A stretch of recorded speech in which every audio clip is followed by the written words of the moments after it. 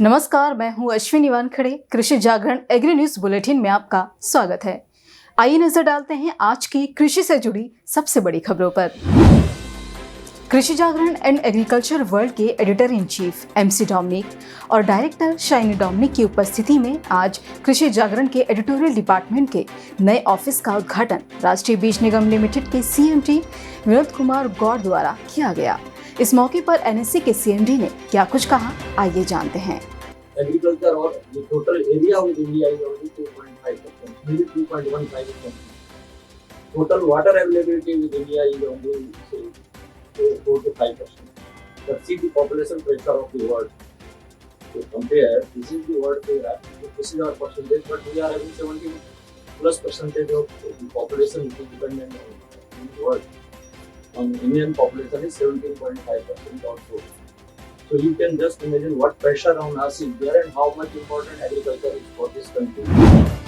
पंजाब, हरियाणा जैसे खाद्यान्न उत्पादक राज्यों और अनाज खरीद एजेंसियों ने कपड़ा मंत्रालय के तहत जूट पर स्थायी सलाहकार समिति की बैठक में पश्चिम बंगाल के जूट मिलों द्वारा जूट की बोरियों की आपूर्ति में कमी का मुद्दा उठाया। साथ ही जूट की बोरियों में वस्तुओं की पैकेजिंग के लिए आपत्तियों की जांच, विचार और सिफारिश भी की गई।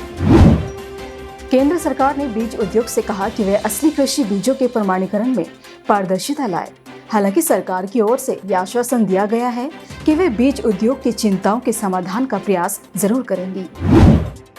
राजस्थान के कृषि मंत्री लालचंद कटारिया ने जयपुर स्थित कृषि प्रबंधन संस्थान से बीमा योजना के प्रचार वाहनों को हरी झंडी दिखाकर रवाना करते हुए कहा कि वर्तमान सरकार के कार्यकाल में 69 लाख फसल पॉलिसियों के विरुद्ध किसानों के बीच 11,418 करोड़ रुपए का बीमा क्लेम वितरित किया गया है।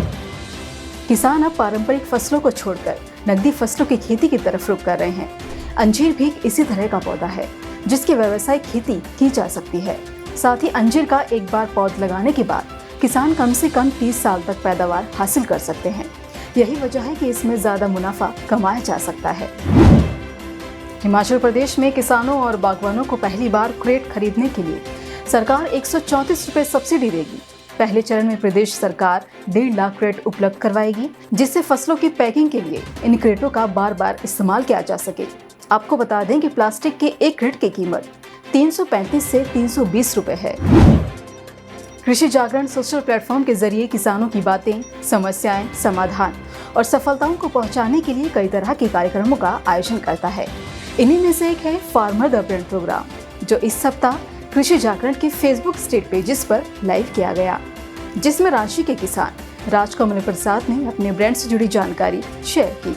मिट्टी कलेक्शन सबसे पहले हम लोग खेत के पास जाते हैं और खेत से चारों कोना से 2-2 मीटर दूरी छोड़ के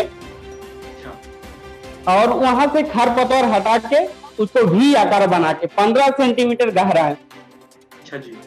तो भी आकार बना के इस तरह से भी आकार बना के मिट्टी को निकाल देते हैं। निकालने के बाद खुरपी के सहायता से उसको कुड़ाई करके 100 ग्राम मिट्टी चारों कोना से और इसके बाद बीज से और 4-5 जगह से इस तरह से एकत्रित कर लेते हैं। इसी के साथ कल भी प्रगतिशील किसान फार्मर द ब्रांड प्रोग्राम में लाइव आएंगे। उत्तर भारत में भीषण गर्मी का दौर जारी है। दिल्ली समेत कई राज्यों में लू चलने के कारण लोगों की परेशानी बढ़ गई है। इसी के साथ मानसून की बारिश अभी कम से कम एक सप्ताह दूर है।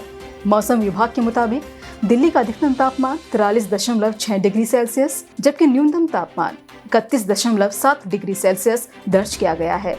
इसी तरह की अन्य खबरों के लिए जुड़े रहिए कृषि जागरण के साथ। धन्यवाद।